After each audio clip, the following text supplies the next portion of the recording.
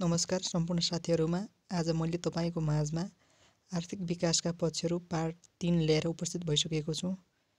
अनि यो भिडियो मन परेमा एक लाइक र च्यानललाई सब्स्क्राइब गरी साथ दिनु होला। यस्तै अरु पार्टको लागि म कर्मश अपलोड गर्दै जाने छु। मैले आफूले तयारी गर्ने गर्दा कसरी लेखेको छु त। आज पार्ट 3 व्यापार को रहेको छ। व्यापारको परिचय कुनै एक स्थानबाट अर्को स्थानमा वस्तु, सेवा तथा बौद्धिक सम्पत्ति समेतको बिक्री विनिमय तथा कारोबार गर्ने वा हस्तान्तरण गर्ने कार्यलाई व्यापार भनिन्छ।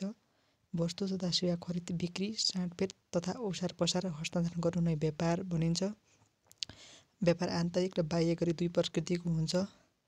आन्तरिक व्यापार देशभित्रै गरिन्छ भने बाह्य व्यापार एक देशबाट अर्को देशमा गरिन्छ।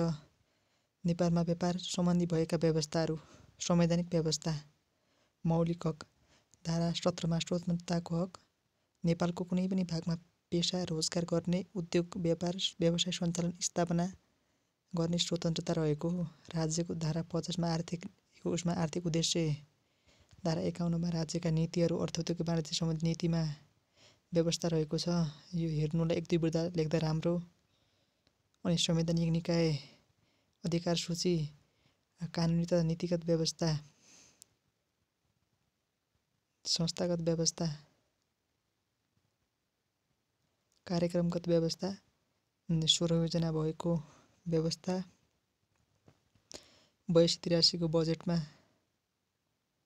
तथ्याङ्कमा वनसार विभागको प्रतिवेदन अनुसार 2082 को जेठ महिनासम्मको व्यापार तथ्याङ्क वाणिज्य नीति व्यापारमा देखिएका समस्याहरू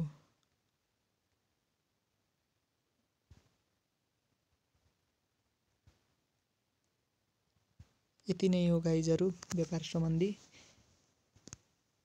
अन्तिममा एक लाइक र च्यानललाई सब्स्क्राइब गरी साथ दिनु होला। अनि पार्ट 4 को लागि रेडी राख्नु है।